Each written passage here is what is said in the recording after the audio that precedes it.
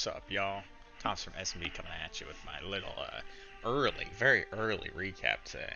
I slam dunked a fat old Nasdaq put, 100% runner, baby. Let's go. That was pretty lit. It was pretty dope. We made 174 off that, and then we got a square put.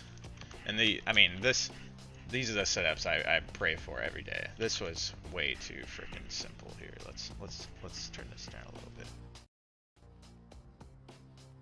Or I guess I could turn my headset down and leave that up. Yeah, this was a money setup on Square. I've been waiting to short this thing for so long, and now I'm looking at SoFi too, and it's begging me to be shorted right now. But I'll leave it be. I'll just bully up on Square. But this is just a perfect like rising wedge that we have here. That now I'm looking to re-enter it. So we got that nice move, but this is just textbook stuff. You got the rising wedge. You got a key level right below it. So I waited for that level. I waited for the wedge to break out. Easy money. And now we still have a big old gap to the downside. So I might jump back into a 2-week out put or so. Hold it over the weekend. But we just got a massive move down on the Nasdaq too that I rode heavily with a put. Like, look at the size of this red candle. I rode that whole freaking thing, baby. This is just too easy. We just got a textbook bear flag at the bottom of this huge meltdown that we had on Wednesday. So spent all day yesterday forming this bear flag, choppy, and then today we gap up, and we gap up right to this level. So that's a gift when you get a gap up in this bear market, and then it's right at a key level, and you get the instant rejection. So I should have slammed on that put even earlier, and it could have been like a 50% runner. But I saw the gap filled, and I waited to see if once we filled the gap we got any bounce, but we just got no bounce. We got this. So we got a little bounce. We got another little tiny bear flag at the bottom of this. So I just grabbed a put in the middle of this green candle and just waited. And I mean, it was a lotto size put, so I didn't go heavy. It's Friday, Lotto Fridays, baby. So we took the lotto. It was 150 bucks put. I was fine just leaving it go to zero. But it just, you wake up and it's just like, it's a feeling. It's like the way the shit clings to the air. You're just like, there's no way today's gonna be a green day. I looked at the news. I looked at Benzinga. It's just like there's no good news. Nothing's changed. The market's still broken. So why would we gap up? And you know these moves are bullshit when we gap up after a day of chop and after 2 days ago a complete meltdown. Like, it always gaps up overnight because it's way easier to push the markets overnight. And then when the actual big boys wake up and the stock market opens, just immediate sell off. It's like, oh, of course, the gap up was just a big bunch of horse shit just to give them more chances to short it. So I joined the hedges and shorting it, and I made a nice chunk of change. So it's been a great day so far, and I'll probably leave it at that. We're at plus $202 on the day. Just 2 trades, 2 wins. So didn't gain everything back this week, but I wasn't going into today with that mindset. That just makes you desperate, and then you like size in the trades. You try to convince yourself trades are good when they might not be, and you go in too heavily. Obviously, this Nasdaq one, it wasn't really like a perfect setup or anything. I was just like my own conviction. I was just like, there's no way the market's going up today. Just no shot.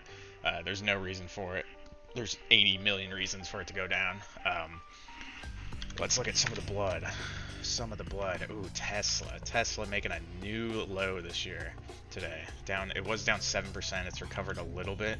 So that's another thing about that Nasdaq put is I cut it at the perfect time. I cut it literally at the top of this candle, and we started forming a little green. I'm like, I'm out. I took my profits and walked away. So that was beautiful.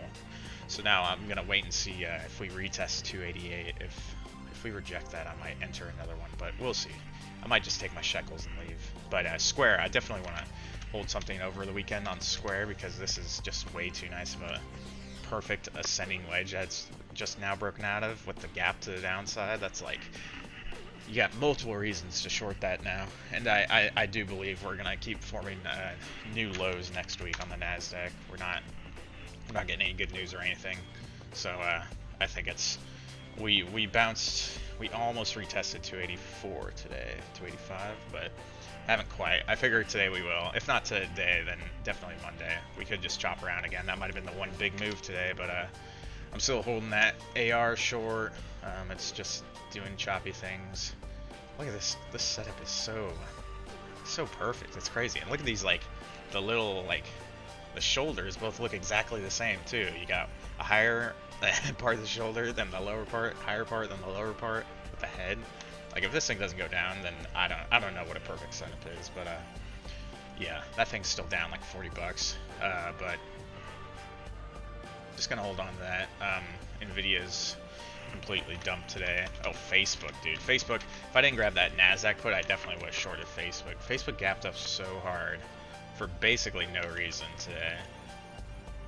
I mean, look at that. Just a huge monster gap on Facebook. And just, it ripped. It was holding. I mean, it was kind of trying to hold the market together there for a second, but holy moly, as soon as it started entering this gap, and this is why the gaps are so important. Like, look at this. Right at this level, right with this big red candle, right where the gap starts to get filled, the volume doubles. Like, that's why the gaps are so money. Because the volume, it shows up for the gap to fill that shit up. So, yeah, that would have been a really nice short, but I was already just in the NASDAQ short, so I said whatever.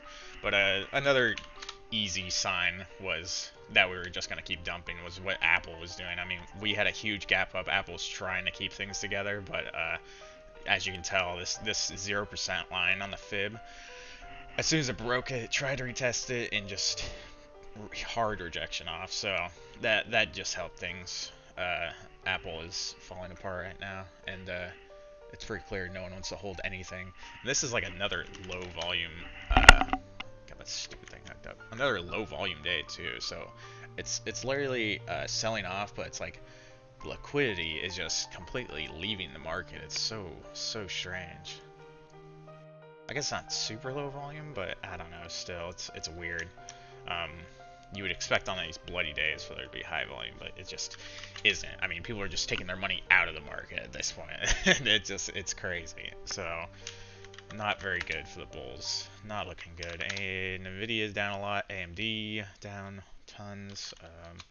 What else? But I think the main ones are like Tesla. That's down a shit ton. Amazon. Amazon is green, so retail is done selling off for now. Walmart's still green. Target's sideways. Costco down a little bit. So Costco's got earnings next week. Hopefully those aren't terrible, because if they are, that's not going to help anybody. Um, but yeah, that's about that. So I can end my day today and be happy with it. I saw the money setups that we were waiting for all week. Like, I was looking at Square all week, just waiting to get short on it. And I should have shorted. Looking back, I should have shorted it yesterday when it failed to retake this level. Like, it tried to retake this level so hard at 89.13 and just could not.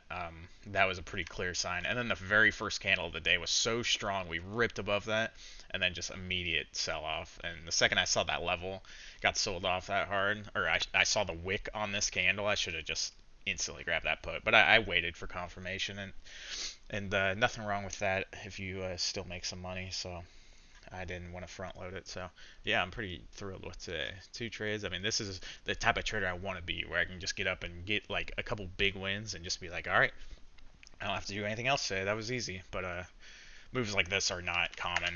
I mean, this week they have not been common. Today is an outlier. So 2 out of the 3 days had actual movement, and those 2 days were both terrible downsides. So take what I can get. But yeah, pretty good day. So we'll see what the rest of the day brings us. If I decide to enter Square short again, I will probably post a video about it. But otherwise, that's all I got for you folks. Everyone have a good old weekend. I'm happy to end my week on a day like today. So peace out, bitches.